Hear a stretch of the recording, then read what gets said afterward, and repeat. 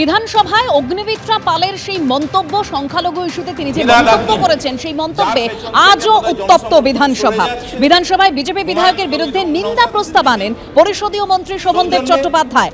নিন্দা প্রস্তাবের পাশাপাশি অগ্নিমিত্রা পালের বিরুদ্ধে স্বাধিকার ভঙ্গেরও প্রস্তাব আনা হয়েছে। প্রতিবাদে বিধানসভা থেকে ওয়াকআউট করেন বিজেপি বিধায়করা। বিজেপির অভিযোগ অগ্নিমিত্রা পালের বিরুদ্ধে অন্যায়ভাবে নিন্দা প্রস্তাব আনা হয়েছে। ক্রিমিনাল সংখ্যালঘুদের রক্ষা করা সরকারের একমাত্র কাজ। গতকাল বিধানসভায় এই মন্তব্যই করেছিলেন অগ্নিমিত্রা পাল।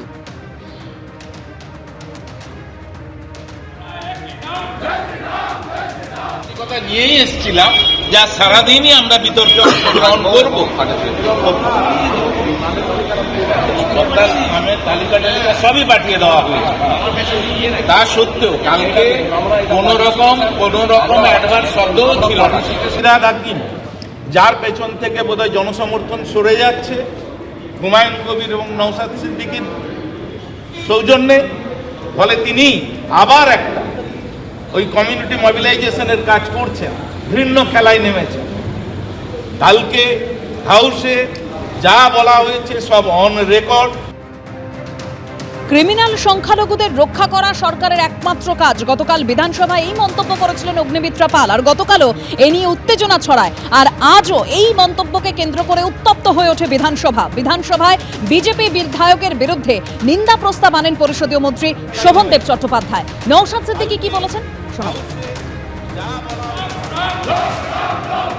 এই বিজেপি তৃণমূল মিলে বাংলার মানুষকে গোমরাহ করছে, ভুল পথে পরিচালিত করছে।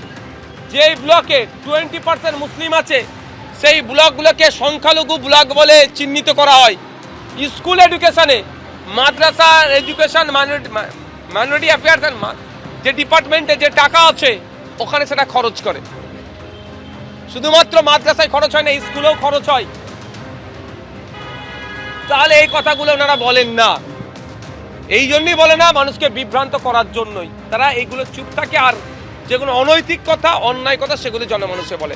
এখন দেখার বিষয় রাজ্য প্রশাসন মাননীয় বিধায়ক মহাশয়ের বিরুদ্ধে কি ব্যবস্থা গ্রহণ করে। অগ্নিমিত্রা পালের গতকালের মন্তব্যের জেরে আজও উত্তপ্ত হয়ে ওঠে বিধানসভায় বিজেপি বিধায়কের বিরুদ্ধে নিন্দা প্রস্তাব আনেন পরিষদীয় মন্ত্রী শোভনদেব চট্টোপাধ্যায়। কি বলেছেন তিনি শোনাব। কাল সংখ্যালঘু ও মাদ্রাসা শিক্ষা ওর একটা বিল ছিল, তাতে কিছু বেশি টাকা ধরা ছিল, অন্যান্য দু একটি সাবজেক্টের থেকে একটু বেশি টাকা ধরা ছিল। এইটাকে কটাক্ষ করতে গিয়ে উনি একটা খুব অত্যন্ত নিম্ন মানের একটি কথা ব্যবহার করলেন, শব্দ ব্যবহার করলেন যে এইসব টাকা দেওয়া হচ্ছে মানে এখানে সমাজ বিরোধী তৈরি হবে, ক্রিমিনাল তৈরি হবে। এটা বলা মানে মুসলিমদের এত টাকা দেওয়ার অর্থ হলো এটা ক্রিমিনাল তৈরি হয়।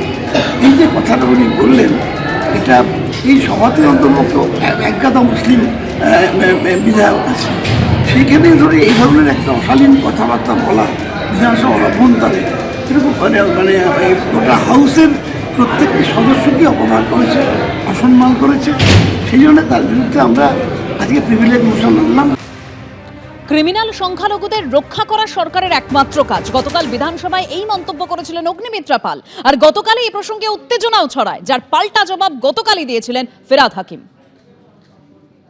আপনারা মানে আপনাদের সরকার সংখ্যালঘুদের ব্যবহার করে ভোট ব্যাংকের জন্য আপনারা তাদেরকে ক্রিমিনাল বানাচ্ছেন। এটা তো সত্যি কথা। আজকে সংখ্যালঘুরা ভারতবর্ষের স্বাধীনতার সংগ্রামে তাদের কি অবদান আমরা সবাই জানি। আপনাদের ইলেকশন রাজনীতির বেনিফিটের জন্য আপনারা ভোট ব্যাংকের জন্য শুধু সংখ্যালঘুদের ব্যবহার করেন। আমরা কিন্তু সেটা করি না। সবকা সাথ, সবকা বিকাশ, সবকা বিশ্বাস, সবকা প্রয়াস। যখন আবাসের লাইনে বা উজ্জ্বলা গ্যাসের লাইনে কেউ দাঁড়ায়, তখন জিজ্ঞেস করা হয় না যে তুমি হিন্দু না মুসলমান না জৈন না শিখ। ওটা আপনারা ধর্ম নিয়ে রাজনীতি করেন। সত্যি কথাটা বেরোবার সময় এসে গেছে। অসভ্যতার চূড়ান্ত ছাড়িয়ে গেলেন। একটা কমিউনিটিকে, একটা জাতিকে ক্রিমিনাল আখ্যা দেওয়া, এই সাহস উনি পেলেন কোথা থেকে? আমরা মাইনরিটি, আমরা মুসলমান সম্প্রদায়ের মানুষ। আমাদের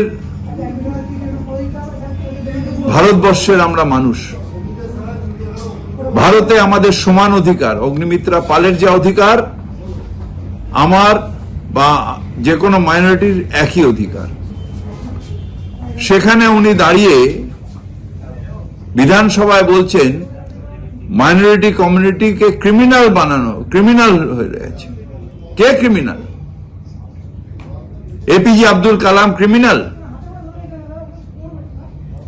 মৌলানা আবুল কালাম ক্রিমিনাল? এবিপি আনন্দ, এগিয়ে থাকে, এগিয়ে রাখে।